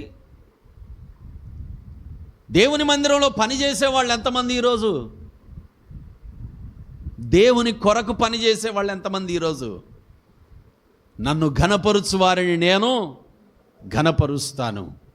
నీవు దేవుని ఎదుట సాత్వికత కలిగి లేకపోతే నువ్వు ఎలాగ ధన్యుడవు అవుతావు? ఎలాగ ధన్యురాలవు అవుతావు? నువ్వు ఎలాగ దేవుణ్ణి ఘనపరిచిన వ్యక్తి అవుతావు? విమర్శ చేసుకో, నిన్ను నువ్వు. ఎంత సాత్వికత ఉంది నీ దగ్గర? ప్రియ దేవుని సంగమా, సాత్వికులు ధన్యులు. యేసయ్య చెప్పిన 3వ ధన్యత, సాత్వికులు ధన్యులు, వారు భూలోకమునే స్వతంత్రించుకుంటారు. చదవండి తర్వాతది. నీతి కొరకు ఆకలి దప్పులు గలవారు ధన్యులు, వారు తృప్తిపరచబడుదురు. నీతి కొరకు ఆకలి దప్పులు గలవారు ధన్యులు. చాలామంది ఈరోజు క్రైస్తవులకు వ్యతిరేకంగా ఎందుకు నిలబడు? ఎలాగైనా సరే మందిరానికి పోనీయొద్దు ఈరోజు. కాబట్టి మందిరానికి పోనీయొద్దు అంటే ఏం చేయాలి? ఆగిపోమంటే ఆగిపోరు ఎవరు. కాబట్టి ఏదో ఒక నింద వేయాలి, ఇప్పుడు ఏదో ఒక అవమానకరమైన మాట అనాలి, ఇప్పుడు ఏదో ఒక రకంగా కించపరచాలా, మనసును పాడు చేయాలా, మందిరానికి పోకుండా ఆపేయాలి. ఎందుకు మందిరానికి పోకుండా ఆపేయాలి? అక్కడికి పోతే వాక్యం వింటారు, అక్కడికి పోతే ప్రార్థన చేస్తారు, అక్కడికి పోతే హృదయాలు మారుతాయి, అక్కడికి పోతే మనస్సులు మారుతాయి, అక్కడికి పోతే కంప్లీట్ నూతన సృష్టిగా మారిపోతారు. కాబట్టి చాలామంది ఈరోజు క్రైస్తవులకు వ్యతిరేకంగా ఎందుకు నిలబడుతున్నారంటే ఇందుకే. వాళ్ళల్లో వచ్చే మార్పును బట్టే చంపినా ఆగరు, పొడిసినా ఆగరు, ఏమి చేసినా ఆగరు. ప్రియులరా, నీతి కొరకు ఆకలి దప్పులు, నిందలు, అవమానాలు, అవమానకరమైన మాటలు, కించపరిచేటటువంటి మాటలు ఎన్నున్నా బైబిల్ పట్టుకోవాలి, ప్రార్థన టైంకి ప్రార్థనకి వెళ్ళిపోవాలా, ప్రార్థన అయిపోయిన తర్వాత రావాలా. ఎన్ని దెబ్బలైనా పర్వాలేదు, కాయడమే. కానీ దేవుని ఎదుట మాత్రం దేవుని వాక్యం కొరకు, దేవుని సన్నిధి కొరకు ఎన్ని శ్రమలు వచ్చినా ఆగేదే లేదు, ఎన్ని శ్రమలు వచ్చినా ఆగేదే లేదు. ప్రియులరా, కులం పేరు చెప్పి క్రైస్తవులను హింసించడం, మతం పేరు చెప్పి క్రైస్తవులను హింసించడం, భయంకరంగా కొట్టడము, తిట్టడము, సజీవ దహనం చేయడము, మందిరాలు కూల్చివేయడం, మందిరంలో ఆరాధన జరుగుతుండగా దొమ్మిగా మందిరంలోనికి వచ్చి భయంకరంగా వారిని హింసించడము, వారి మీద తప్పుడు కేసులు పెట్టడము, జైళ్ళల్లో వేయడము. కొన్ని రాష్ట్రాల్లో అయితే అసలు క్రైస్తవ్యం అనే పేరే వినపడకుండా చేయాలని వాటికి సంబంధించినటువంటి చట్టాలను తీసుకొని రావడము. ఇవన్నీ ఎందుకు జరుగుతున్నాయి? దేని వలన జరుగుతున్నాయి? ఏమన్నా AK-47 పట్టుకొని తిరుగుతున్నారా? తాలిబాన్లలాగా, తీవ్రవాదుల్లాగా? మరి ఎందుకింత వ్యతిరేకత, ఎందుకింత హింస అనంటే నీతి కొరకు ఆకలి దప్పులు గలవారు గనక. దేవునికి మహిమ కలుగును గాక. హల్లెలూయా. నీతి కొరకు ఆకలి దప్పులు గలవారు ధన్యులు. అలాంటి నీతి కొరకైనటువంటి ఆకలి దప్పులు గలవారు గనక ఎన్ని శ్రమలు వచ్చినా, ఎన్ని నిందలైనా, ఎన్ని అవమానాలైనా, ఎన్ని హింసలైనా, ఎంత ఉపద్రవమైనా దేవుని ప్రేమ వారిని దూరం అవ్వదు గనక దేవుని ప్రేమలోనే ఉండడానికి ప్రయాసపడుతున్నారు. దానిని దేవుడు అంటాడు, నీతి కొరకు ఆకలి దప్పులు. నా ప్రియ కుమారుడు, కుమార్తె, ఈరోజు చక్కగా ఫ్యాన్లు వేసున్నాయి, లైట్లు వేసున్నాయి, ఒక మంచి చర్చ్ ఉంది, లోపలికి వచ్చాం, కూర్చున్నాం, దేవుణ్ణి ఆరాధన చేస్తున్నాం. రానున్న రోజులు ఎలాగుండదు. రానున్న రోజులు ఎలాగుండదు. చెట్టుకొకరు అవుతారు, పుట్టకొకరు అవుతారు. ఎవరి జాడ ఎవరికి తెలియదు. ఎవరి ఆత్మీయత వారే, ఎవరి విశ్వాసం వారే, ఎవరి భక్తిని వారే జాగ్రత్తగా కాపాడుకోవడం కూడా దుర్భరమైపోతుంది. అలాంటి రోజులు రాబోతూ ఉన్నాయి. వింటున్నారా? అలాంటి భయంకరమైన రోజులలో నీవు దేవుని ఎదుట ధన్యుడవు, ధన్యురాలవ్వాలి అంటే ఇప్పుడే నీతి కొరకైన ఆకలి దప్పులు గల వ్యక్తిగా మారిపో. చిన్న చిన్న కారణాలను బట్టి దేవునికి దూరం అయిపోతూ ఉంటాం. అవన్నీ కూడా ఆ రోజు పెద్ద ప్రభావాన్ని తీసుకొచ్చి పెడతాయి, మన జీవితం మీద పెద్ద ప్రభావాన్ని తీసుకొచ్చి పెడతాయి. రానున్న రోజులు ఇంకా భయంకరమైనటువంటి రోజులుగా మారబోతున్నాయి. అది క్రైస్తవులకు భయంకరమైన రోజులుగా మారబోతున్నాయి. విశ్వాసులకు కలిగేటటువంటి హింస మునుపెన్నడూ ప్రపంచము చూడనంత భయంకరమైన హింస. ఆ హింస, ఆ భయంకరమైనటువంటి ఆ శ్రమలో నువ్వు నిలబడాలి అంటే ఇప్పుడు నీతి కొరకైన ఆకలి దప్పులు గల వ్యక్తిగా నువ్వు మారాలి. ముందు నీ ప్రభువు, ముందు నీ దేవుని సన్నిధి, ముందు వాక్యము, ముందు ప్రార్థన, ముందు దేవుణ్ణి ఆరాధించడం, ముందు దేవుణ్ణి పెట్టడం నువ్వు నేర్చుకుంటే ఆ రోజున నిశ్చయంగా నువ్వు దేవుని కొరకు ప్రాణమైన అర్పించగలుగుతావు. నీతి కొరకు ఆకలి దప్పు, నిద్ర కొరకు ఆకలి దప్పులా, నీతి కొరకు ఆకలి దప్పులా? చెప్పాలి గట్టిగా. నిద్రపోతున్నారా? వింటున్నారా? ఏం వింటున్నారు? నీతి కొరకు ఆకలి దప్పులు గలవారిగా ఉండాలి. తర్వాతది, కనికరము గలవారు ధన్యులు, వారు కనికరము పొందుదురు. కనికరము గలవారు ధన్యులు, వారు కనికరము పొందుదురు. ఒకరోజు ఏజెన్సీస్కి వెళ్దామని చెప్పి బయలుదేరాను. మొట్టమొదటిసారి నా అంతట నేను ట్రైన్ రిజర్వేషన్ చేయించుకున్నాను. వెయిటింగ్ లిస్ట్ అంటే ఏంటో కూడా నాకు తెలియదు. ఆ టికెట్ తీసుకున్నాను. ఆమె వెయిటింగ్ లిస్ట్ అన్నది, ఆ వెయిటింగ్ లిస్ట్ అంటే ఏంటో నాకు తెలియదు. మొత్తానికైతే ఆ రోజు వెళ్ళాను. వచ్చినటువంటి ట్రైన్ ఎక్కేశాను. ఒక రిజర్వేషన్ బోగిలోనికి ఎక్కాను. టీసీకి చూపించాను టికెట్. బాబు ఇది వెయిటింగ్ లిస్ట్ రా, దిగిపో అన్నాడు. వెయిటింగ్ లిస్ట్ అంటే ఏంటో నాకు తెలియదు, నేను దిగిపోను అన్నాను. నేను వెయిటింగ్ లిస్ట్ వాళ్ళు ఎక్కకూడదని రూల్ కూడా చూపించాడు. అలాగా ఒక 5-10 నిమిషాలు ఆయనకి నాకు వాదన జరిగింది. ఆ వాదన జరిగిన తర్వాత రూల్స్ అన్ని చూపించాడు. ఇక నేను చేసేది ఏమీ లేక దిగను, కానీ అక్కడ వరకు వస్తాను అని చెప్పి ప్రయాణం మొదలుపెట్టాను. ట్రైన్ స్టార్ట్ అయింది, ప్రయాణంలో ఉన్నాను. మధ్యరాత్రి అయ్యేసరికి అక్కడ పడుకున్న, ఆ రిజర్వేషన్ బెర్త్ మీద పడుకున్న వాళ్ళు పడుకొని ఉంటే ఒక సహోదరుడు జస్ట్ అట్లా కాలు పక్కకు అన్నాడు. అక్కడ కూర్చున్నాను. నేను కూర్చొని అలాగ పక్కకు అనుకొని ప్రయాణంలో అలాగ వెళ్ళిపోతున్నా. ఇతలో మధ్యరాత్రి మెలకు వచ్చింది అనుకుంటా. ఆ పైన ఆమె మెలకు తెచ్చుకుంది. ఆమె కొడుకు కింద పడుకున్నాడు. పెద్దోడే, ఆడు జస్ట్ చిన్న ప్లేస్ ఇచ్చాడు, కూర్చున్నా. వాడు నిద్రలో ఉన్నాడు. పైన ఆమె లేచింది. లేచిన ఆమె తల వంచి నన్ను చూసింది. నన్ను చూసి ఆమె కుక్కను కూడా అలా కసిరించుకోరు. అలాగ కసిరి నన్ను లేపేసింది అక్కడి నుండి. ఫస్ట్ టైం ఏజెన్సీస్కి నా సొంతగా ప్రయాణం చేసి వెళ్తున్నాను నేను. అప్పటికి ఇంకా పరిచర్య ప్రారంభం అవ్వలే, అది రెండో ప్రయాణం అనుకుంటున్నది. అలాంటప్పుడు ఆ భయంకరమైనటువంటి చీదనింపును చూసి ఒక్క నిమిషం అనిపించింది నాకు, అసలు అవసరమా ఈ క్రైస్తవ్యం అనిపించింది. లోకంలో ఉంటే నేనేంటి, నా స్థితి ఏంటి, నా పరిస్థితి ఏంటి, నా వ్యవహారం ఏంటి, నా యాటిట్యూడ్ ఏంటి, నా క్యారెక్టర్ ఏంటి, ఎందుకు పనికిరాని ఈ మొహంది నన్ను ఇంత భయంకరంగా చేదరించుకుంది, అసలు అవసరమా ఈ క్రైస్తవ్యం అనిపించింది. తర్వాత అలాగా అనుకుంటుండగానే మనసులో నుండి దేవుని వాక్యం మాట్లాడుతూ అన్నది, ఇదే నువ్వు సహించి భరించగలిగితే రేపు ఒక ప్రభావభరితమైన పరిచర్యగా మారిపోద్ది, కాబట్టి తగ్గించుకో అన్నాడు దేవుడు. దేవునికి మహిమ కలుగును గాక. హల్లెలూయా. వెంటనే అక్కడ నుండి లేచి పక్కకి వెళ్ళిపోయి ఆ కింద కూర్చున్నాను. జర్నీ కొనసాగిపోయింది. ఆ ప్రయాణంలో ఇంచుమించు 48 గ్రామాలు తిరిగి సువార్త చేశాను ఒక్కడిని. దేవునికి మహిమ కలుగునుగాక. హల్లెలూయా. నాకు తెలవని ప్రాంతాలు, అడవులు తిరుగుతూ కనపడ్డ గ్రామమల్లా సువార్త చేస్తూ వారికి యేసుక్రీస్తు యొక్క ప్రేమను ప్రకటన చేస్తూ అలా సువార్త చేస్తున్నప్పుడు విన్న వాళ్ళకు బైబిళ్ళు పంచుతూ అలాగ 48 పైచిలకు గ్రామాలు సువార్త చేశాను. ఈరోజు ప్రతి గ్రామములో అయ్యగారంటే ఒక ఘనత. దేవునికి మహిమ కలుగునుగాక. హల్లెలూయా. ఈరోజు శామ్యూల్ అయ్యగారంటే ఒక బ్రాండ్, ఒక మార్క్, ఒక మాదిరి, ఒక ప్రత్యేకత.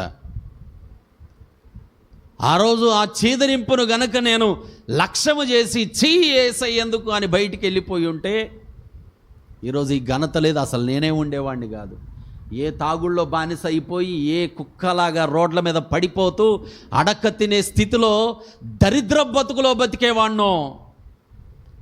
కానీ యేసయ్య నా జీవితంలోనికి వచ్చి ఆయన చేసిన ఒకే ఒక్క మార్పు ఈరోజు నన్ను అనేక మందికి మాదిరికరమైనటువంటి వ్యక్తిగా నిలబెట్టింది. ప్రియులరా, ఇప్పుడు కనికరము అనే దగ్గరకు వచ్చి ఎందుకు ఇదంతా చెప్పానంటే, ఆమె నన్ను చూసారా, ఆ చూపు గుర్తొస్తే ఆమెలో ఏమి లేనట్టు, ఏమి లేదు. నువ్వు కూడా చేదరించుకుంటున్నావా? తెలిసిన వాళ్ళని, తెలవని వాళ్ళని, యోగ్యులని, అయోగ్యులని, ఇష్టం ఉన్నవారని, ఇష్టం లేని వారని, మంచి వాళ్ళని, చెడ్డవాళ్ళని, గొప్పవాడని, భేదవాడని, శత్రువని, మిత్రుడని, కనికరము లేనటువంటి జీవితాన్ని జీవిస్తున్నావా? యేసయ్య అంటాడు, కనికరము గలవారు ధన్యులు. పొడిచిన వాళ్ళ గురించి యేసయ్య అంటాడు, క్షమించండి అంటాడు. ఏంటది? కనికరం. రాళ్లతో కొట్టే వాళ్ళ గురించి స్టెఫన్ అంటాడు, క్షమించండి అంటాడు. ఏంటది? కనికరం. 2 చిన్నపిల్లల్ని, భర్తని వ్యాన్లో పడేసి సజీవ దహనం చేసి చంపేస్తే భార్య అంటది, క్షమించండి అంటది. ఏంటది? ఈరోజు ఎవరైనా తిడితే వచ్చే సంవత్సరం దాకా గుర్తుపెట్టుకుంటావుగా? పెట్టుకుంటావుగా? మరి దాన్ని ఏమంటారు? కనికరం అంటారా? మరేమంటారు?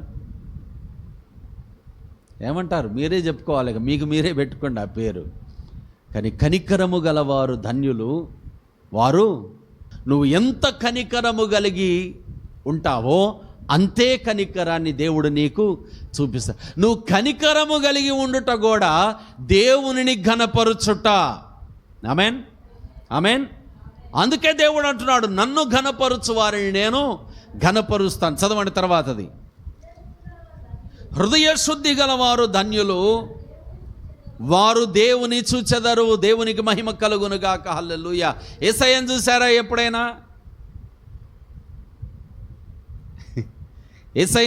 ఎప్పుడైనా?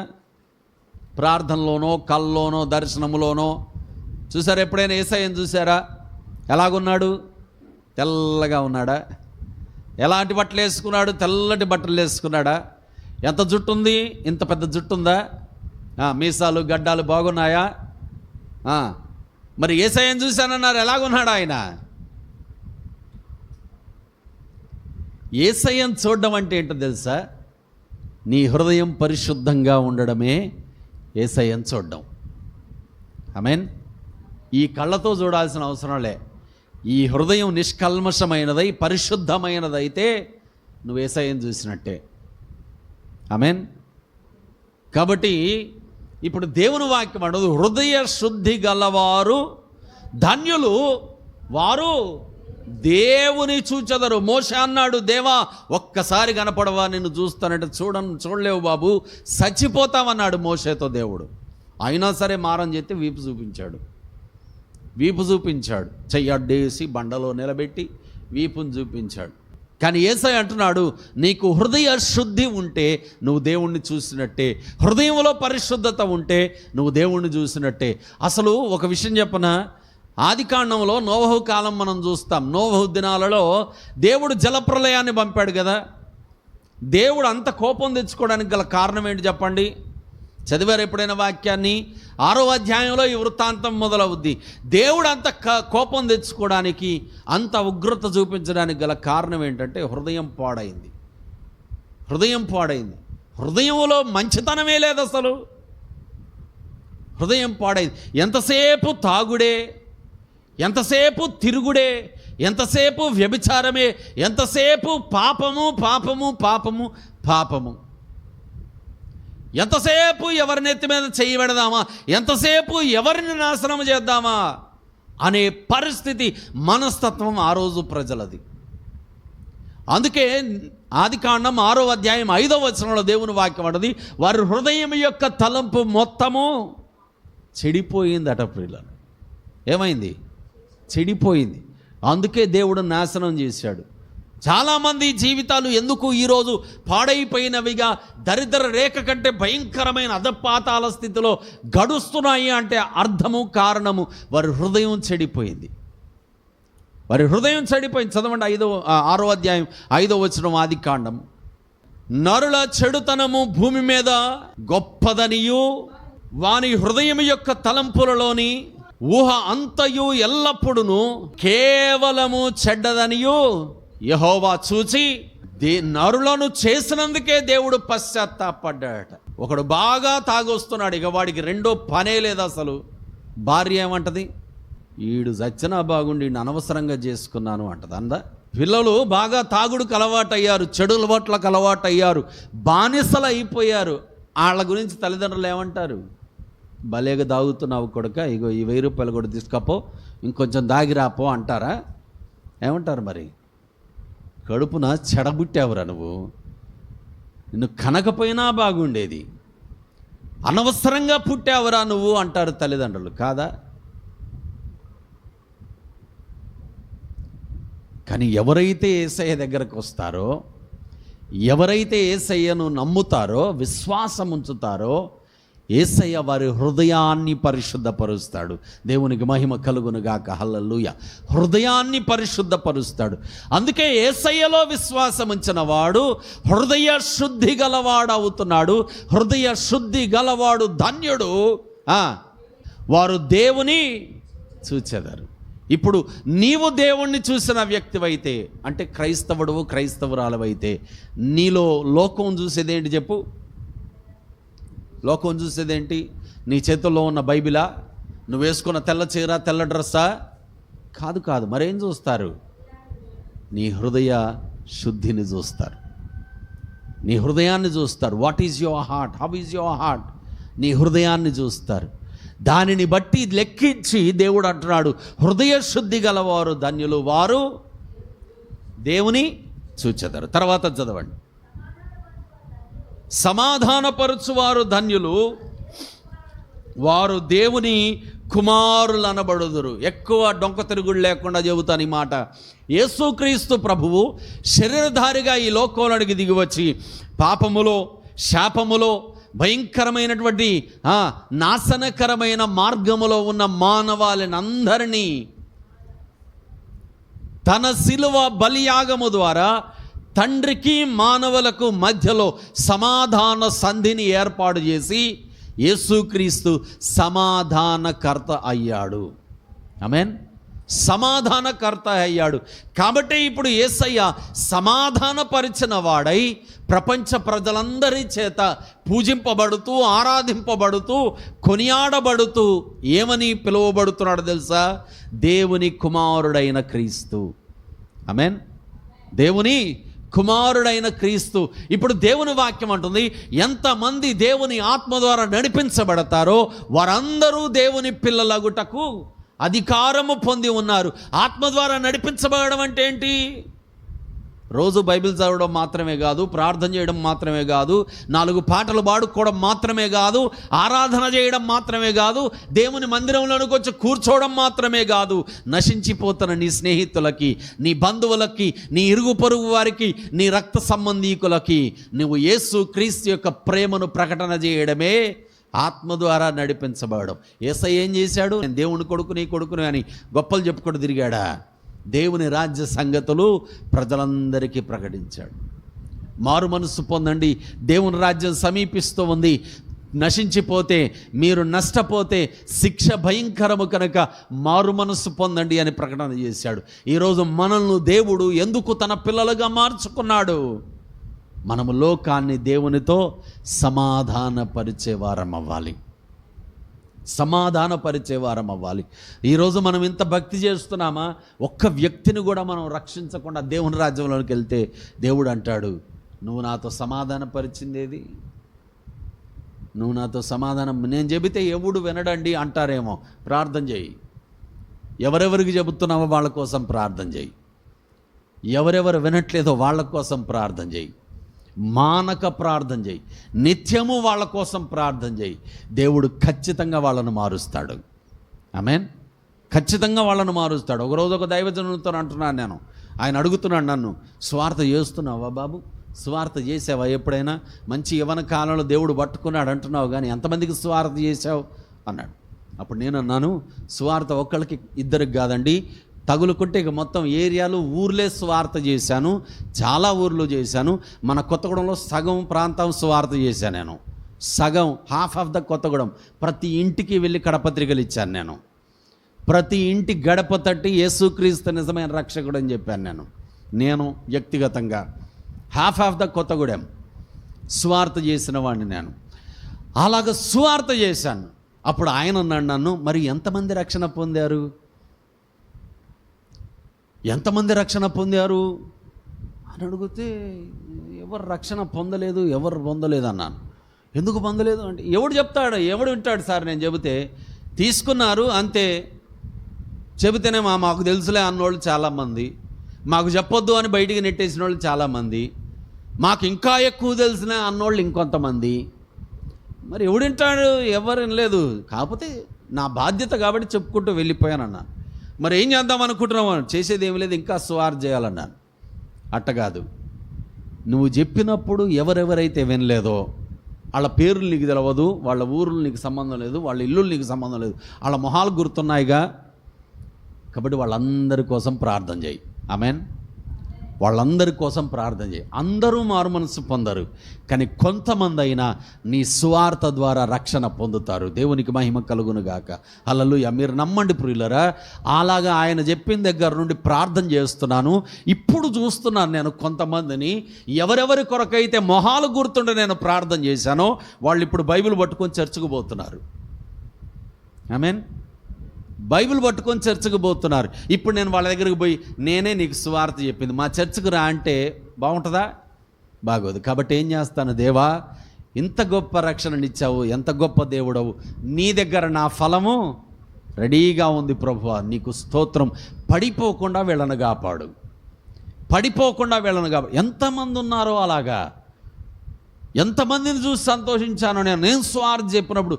నన్ను డైరెక్ట్గా నువ్వు అసలు ఉండడానికి వీలేదు, పోతావా లేకపోతే చంపేస్తామని బెదిరించిన వాళ్ళు కూడా ఈరోజు బైబిల్ పట్టుకొని యేసయ్య దగ్గరికి వెళ్తున్నారు. నిజం, బైబిల్ పట్టుకొని యేసయ్య దగ్గరికి వెళ్తున్నారు. ఎందుకు? స్వార్థ చెప్పడమే కాదు, ఆడు వినడు, ఇది వినదు అని చేతులు ఎత్తేయడం కాదు, విననోళ్ళ కోసం ప్రార్థన చేయ. ఒక దైవజనుడు చెబితే ప్రార్థన చేశాను, చేస్తూనే ఉన్నాను. నా ప్రతి ప్రార్థనలో వారి గురించినటువంటి మొర్ర ఉంటుంది. ఎందుకు? నేను సువార్త చెప్పా. నువ్వు సువార్త చెప్పావా అంటే 10 మందికైనా చెప్పుంటావు ఇప్పటికల్లా. నేను కూడా అడుగుతున్నాను, నేను ఎంతమంది రక్షణ పొందారు? ఎంతమంది నీలాంటి విశ్వాసులు అయ్యారు? ఎంతమంది నీలాగా క్రమము తప్పకుండా దేవుని మందిరంలో ఉంటున్నారు? ఎంతమంది నీ వెనక బైబిల్ పట్టుకొని తిరుగుతున్నారు? చెప్పగలవా లెక్క? ఎందుకు తిరగట్లేదు, ఎందుకు రావట్లేదు అంటే నువ్వు అంటావు వినరు సార్ వాళ్ళు అంటావు. వినరు కాబట్టి యేసయ్య అన్నాడు ప్రార్థన చేయి. 12 మందిని ఎంటేసుకున్నాడు యేసయ్య. ఈ 12 మంది ఒక్కళ్ళేడు యేసయ్య దగ్గర. అసలు యోహాను గారు ముక్కి మూలిగి వచ్చి సిలువకాడ నిలబడ్డాడు, ఒక్కళ్ళేడు. నేను చచ్చిపోతా అన్న పేతురు కూడా యూటర్న్ తీసుకున్నాడు, ఆయన ఎవరో నాకు తెలియదు అన్నాడు. యేసయ్య ఏం చేశాడు? యోహాను సువార్త 17వ అధ్యాయం చదివితే తెలుస్తుంది ఏం చేశాడు. మోకాళ్ళు వేసి ప్రార్థన చేస్తున్నాడు యేసయ్య. ఏమని? అయ్యా, నీవు నాకు ఇచ్చిన వీరిని నీ అధికారానికి ఒప్పుకుంటున్నాను. వీరిని సత్యమందు ప్రతిష్ఠ చేయి. నీ వాక్యమే సత్యము. వీరిని దుష్టుడి నుండి తప్పించు, మరణము నుండి తప్పించు, నాశనము నుండి తప్పించు. వీరిని పాత్రలుగా చేసుకో. నువ్వు నాకు ఇచ్చావు, నేను వీళ్ళ కొరకు ప్రార్థన చేస్తున్నాను. నేను వీళ్ళకి వాక్యం చెప్పాను, ప్రార్థన చేస్తున్నాను. తండ్రి, నువ్వు వీరిని బలంగా పట్టుకో అని యేసయ్య ప్రార్థన చేశాడు. వారందరూ కలిసి ప్రపంచాన్ని తలక్రిందులు చేశారు. దేవునికి మహిమ కలుగును గాక. హల్లెలూయా. యేసయ్య శరీరాన్ని విడిచిపెట్టి అయితే వెళ్ళిపోయాడు, కానీ ఆయన చేసిన ప్రార్థన అపోస్తలులను నిలబెట్టింది, ప్రపంచం వెలిగించబడింది. ఆ అపోస్తలుల్లో ఒకడే మన భారతదేశానికి వచ్చిన తోమా గారు. ఆయన ద్వారా మన భారతదేశం వెలిగించబడింది. ఆమేన్, ఆమేన్. సమాధానపరచబడింది. ఇప్పుడు నువ్వు ప్రయత్నం చేస్తున్నావు నశించిపోయే వారిని యేసయ్య దగ్గర సమాధానపరచాలని. ఆ ప్రయత్నంలో నీకు వ్యతిరేకత వస్తుంది, రాకపోతే అది అబద్ధం. వ్యతిరేకత వచ్చింది, ఆ వ్యతిరేకతను బట్టి నువ్వు కృంగిపోవాల్సిన అవసరం లే, చేతులు ఎత్తేయాల్సిన అవసరం. మోకరించి ప్రార్థన చేయి. నువ్వు చేసేది ఒక్కరోజు వార్త, కానీ నీ ప్రార్థన కొనసాగితే ఆ ప్రార్థన వల్ల వారి జీవితాలే మారిపోతాయి. దేవునికి మహిమ కలుగునుగాక. హల్లెలూయా. మారిపోతాయి ప్రియులారా. సమాధానపరుచువారు ధన్యులు, వారు దేవుని పిల్లలు అనబడతారు. మన మనస్సు అలాగుండాలి, మన హృదయం అలాగుండాలి ప్రియులారా. నన్ను ఘనపరుచు వారిని నేను ఘనపరుస్తాను. నన్ను ఘనపరచడం అంటే ఏంటి? ప్రజలను యేసయ్యతో సమాధాన పరచడమే యేసయ్యను ఘనపరచడం. తర్వాత చదవండి దయచేసి. మొదట ఇందాక కూడా చదువుకున్నాం, నీతి కొరకు ఆకలి దప్పులు గలవారు. రెండవది ఇప్పుడు చెబుతున్నాడు దేవుడా, నీతి నిమిత్తము హింసింపబడువారు ధన్యులు, పరలోక రాజ్యము వారిది. నీతి నిమిత్తము హింసింపబడువారు ధన్యులు. యేసయ్య ఒకరోజు అడుగుతున్నాడు, తనను గుద్దుతున్న వారిని, తన ముఖం మీద ఉమ్మేస్తున్న వారిని, తనను సిలువ వేయబోతున్న వారిని, ఏ దోషాన్ని బట్టి మీరు నన్ను సిలువ వేస్తున్నారని అడుగుతున్నాడు. నేను ఏ నేరము చేశానని నన్ను ఈరోజు విమర్శగా నిలబెట్టారు అని అడుగుతున్నాడు. ఇన్ని రోజులు మీ మధ్యలోనే తిరిగానుగా, ఇన్ని రోజులు మీ సమాజ మందిరాల్లోనే ఉన్నానుగా, ఇన్ని రోజులు మీకు నేను కనబడుతూనే ఉన్నానుగా, మరి ఈరోజు ఏ తప్పు చేశానని, ఏ కారణాన్ని బట్టి మీరు నన్ను ఇలాగ శిక్షిస్తున్నారు అని అడిగాడు యేసయ్య. ఒక్కడి దగ్గర సమాధానం లేదు, ఒక్కడి దగ్గర సమాధానం లేదు. అందుకే సిలువేశారు. నీతి నిమిత్తము హింసింపబడువారు ధన్యులు, పరలోక రాజ్యము వారిదేనా? వారిదేనా? ఏముంది అక్కడ? నీతి నిమిత్తము హింసింపబడువారు ధన్యులు, పరలోక రాజ్యము వారిది కదా. యేసయ్య ఏమన్నాడు? చివరి మాట ఏంటి యేసయ్యది? సిలువలో పలికిన చివరి మాట, నా ఆత్మను నీకు అప్పగించుకొనుచున్నాను. ఆయన పలికిన మాటల్లో ఒక మాట ప్రియుల, నా ఆత్మను నీకు అప్పగించుకొనుచున్నాను. పక్కనోడుతోనేమన్నాడు? నేడు నీవు నాతో కూడా పరదేశంలో ఉన్నావు. అంటే యేసయ్య ఎక్కడికి వెళ్తున్నాడు? ఇప్పుడు ఎక్కడికి వెళ్తున్నాడు? పరదేశంలోనికి వెళ్తున్నాడు. దేవుని నిత్య విశ్రాంతిలోనికి వెళ్ళిపోతున్నాడు. యేసయ్య డైరెక్ట్గా వెళ్ళిపోయాడంటే భూమి మీద ఏం చేశాడు ఆయన? ఏ నీతిని అయితే ఆయన నాటాడో, స్థాపించాడో, దాని నిమిత్తము చివరికి మరణాన్నైనా అనుభవించాడు. A great example. ఒక ఉన్నతమైనటువంటి మాదిరి.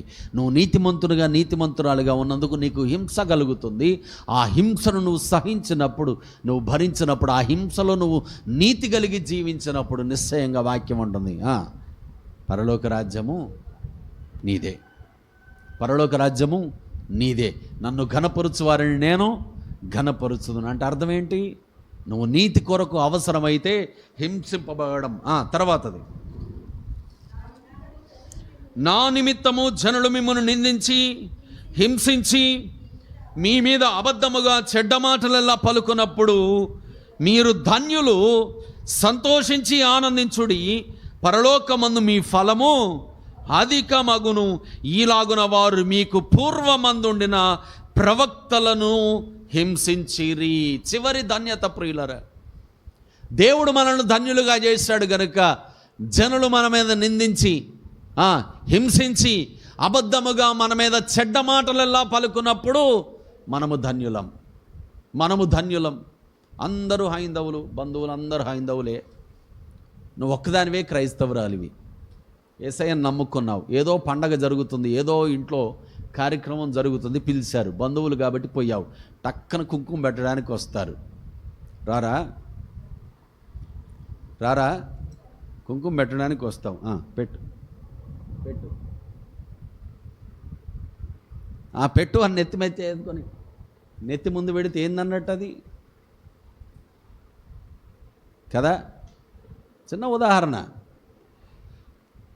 నీకు నిందలు రావాలి, అవమానకరమైనటువంటి మాటలు రావాలి, హింసలు రావాలి, అప్పుడు నువ్వు ఎంత ధన్యుడం అనేది ప్రదర్శనలోకి వస్తుంది. నిందిస్తారేమో, తిడతారేమో, అవమానిస్తారేమో, ఇంటికి రానియరేమో, ఇది అవుద్దేమో, అది అవుద్దేమో, మనోళ్లే కదా అని చెప్పి మనము నలుగురితో నారాయణ, గుంపులో గోవింద అంటే సరిపోద్దా?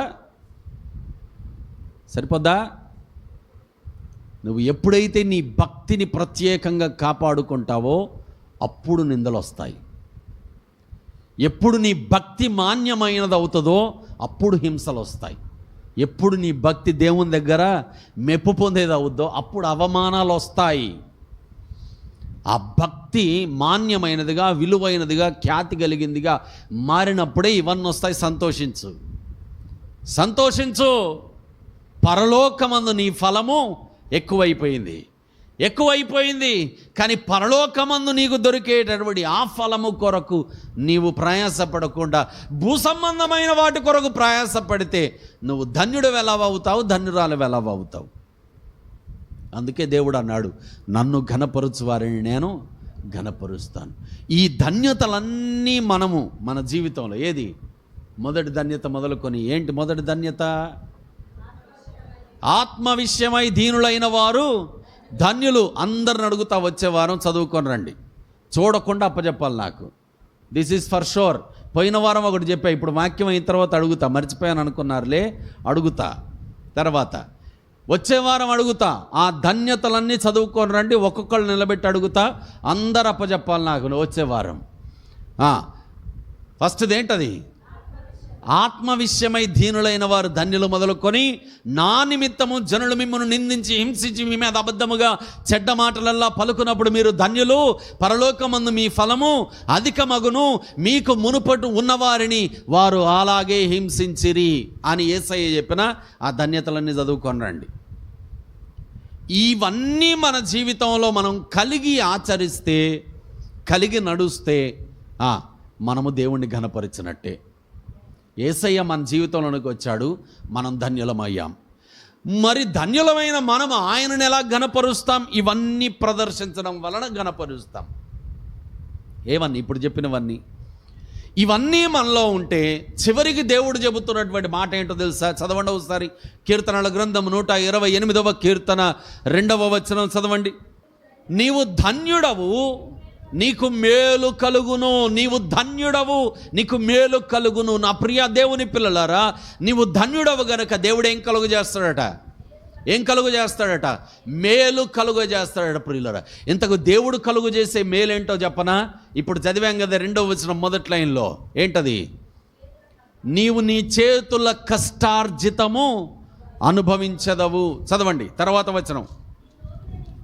నీ లోగిట నీ భార్య ఫలించు ద్రాక్షావల్లి వలె ఉండును. నీ భోజనపు బల్ల చుట్టూ నీ పిల్లలు ఒలీవ మొక్కల వలె ఉందురు. యెహోవా యందు భయభక్తులు గలవాడు ఈలాగు ఆశీర్వదించబడును. సియోనులో నుండి యెహోవా నిన్ను ఆశీర్వదించును. నీ జీవిత కాలమంతయు యెరూషలేమునకు క్షేమము కలుగుట నీవు చూచెదవు. నీ పిల్లల పిల్లలను నీవు చూచెదవు. ఇజ్రాయేలు మీద సమాధానం ఉండునుగాక. దేవునికి మహిమ కలుగునుగాక. హల్లెలూయా. నీవు ధన్యుడవు, నీకు మేలు కలుగును. ఇప్పుడు చెప్పండి, ధన్యుడవైతే నీకు దేవుడిచ్చే ఆశీర్వాదం ఎలాగుంటుంది? ఒకటి, నీ కష్టార్జితము దొంగల పాలవదు. నీ కష్టార్జితము నువ్వే అనుభవిస్తావు. రెండవది, నీ భార్య నీ లోగిట ఫలించడి ద్రాక్షావల్లి వలె ఉంటుంది. మూడవది, నీ పిల్లలు నీ భోజనపు బల్ల చుట్టూ ఒలీవ మొక్కల వలె ఉంటారు. ఎప్పుడూ ఫలించేవారిగా, పచ్చగా ఉండేవారిగా, ఏ కీడు ఏ నష్టము లేని వారిగా సుఖశాంతులతో వారు బ్రతుకుతారు అని అర్థం. నీ పిల్లలు అలాగుంటారు. తర్వాతది, దేవుడు నిన్ను ఈలాగూ ఆశీర్వదిస్తాడు. ఇలాగ ఆశీర్వదించే దేవుడు ఏం చేస్తాడు? చివరి వచనంలో మాట్లాడుతున్నాడు, నీ పిల్లల పిల్లలను నీవు చూచెదవు. నా ప్రార్థన ఏంటో చెప్పనా?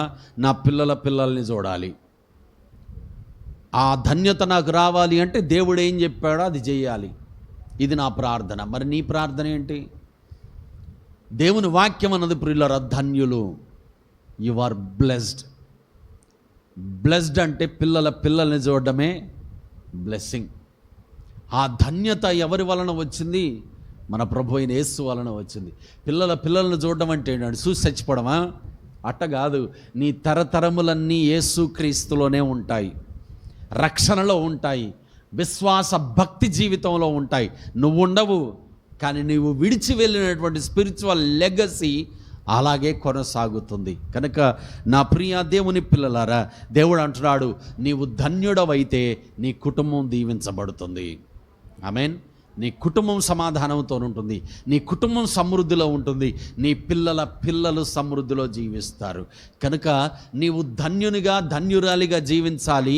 ఆ ధన్యతలన్నిటి ప్రకారం నువ్వు నడవాలి. అలాగ నువ్వు నడిచినప్పుడు దేవుని నువ్వు ఘనపరిచినట్టు అవుతున్నావు. నన్ను ఘనపరిచిన వారిని నేను ఘనపరుస్తాను. నువ్వు దేవుణ్ణి ఘనపరుస్తే దేవుడు నిన్ను ఘనపరుస్తాడు. లేదు, ఇవన్నీ నాకు అనవసరం, నా మతం నాది, నా జీవితం నాది, నా విశ్వాసం నాది, నా భక్తి నాది, నాకు నచ్చినట్టు చేసుకుంటాను అంటావా? ఒకవేళ దేవుణ్ణి తృణీకరిస్తావేమో. కనుక దేవుడు అంటున్నాడు, నన్ను తృణీకరించు వారు తృణీకారం పొందెదరు. మనం తృణీకరింపబడకూడదు ప్రియులారా. మీరెవరో నాకు తెలవదు, ప్రపంచం పుట్టింది మొదలుకొని మీకోసం సిద్ధపరిచిన అగ్నిగుణంలోనికి వెళ్ళిపోండి అన్నాడు యేసయ్య మొహమాటం లేకుండా. అలాంటి దుస్థితి మనకు రావద్దు. ఈరోజు యేసయ్యను ఘనపరిచే వారిగా మారదాం, ధన్యతలోనికి వద్దాం, స్థిరపడదాం. దేవుడు మిమ్మల్ని అలాగ దీవించునుగాక. ఆమెన్. ప్రార్థన చేసుకుందాం ప్రియులారా. దయచేసి లేచి నిలబడదాం, ప్రార్థన చేసుకుందాం. ఇప్పటి వరకు దేవుడు మనతో మాట్లాడిన సంగతులను నెమరు వేసుకుందాం, గుర్తుంచుకుందాం, హృదయంలో వాటిని ధ్యానము చేద్దాం, ప్రార్థన చేసుకుందాం. ప్రేమగల మా మహాపరిశుద్ధ తండ్రి, వాక్యమైన మా యేసయ్య, ఇదిగో ప్రభువా, ఇప్పటి వరకు మీరు మాతో మాట్లాడుతూ వచ్చిన ప్రతి సంగతిని బట్టి నిన్ను స్తుతిస్తున్నాను. దేవా, నీ యందు విశ్వాసముంచి రక్షణ పొంది హృదయశుద్ధి పొంది అయ్యా నీ యొక్క పిల్లలుగా తండ్రి నీ ఆత్మ ద్వారా నడిపించబడుతూ నిన్ను ఘనపరుస్తూ నీవిచ్చిన ధన్యతలలో నాయన మేము భాగ్యవంతులం అవ్వాలని మీరు కోరుకున్నారు కనుక రక్షించారు. ఏ ఏ విషయంలో ప్రభువా మేము నిలబడితే మేము ధన్యులమో మాతో ఈరోజు సూటిగా మాట్లాడారు. స్థిరపరచండి ఆయా విషయాలలో ప్రభువా, మమ్మలను స్థిరపరచండి. ఇదిగో నాయన, విన్న ప్రతి ఒక్కరూ ప్రభువా ఇక ఈ విషయాలలో నాయన నీవు చెప్పిన ధన్యతలలో అంతము వరకు నడుచువారిగా బలపరచమని, మేలుతో నింపి తృప్తిపరచమని, కుటుంబాలను నీ యొక్క ధన్యతలో బలపరచమని, దీవించమని యేసు నామములో ప్రార్థిస్తూ వాక్యము కొరకు కృతజ్ఞతలు సమర్పిస్తున్నాము తండ్రి. ఆమేన్.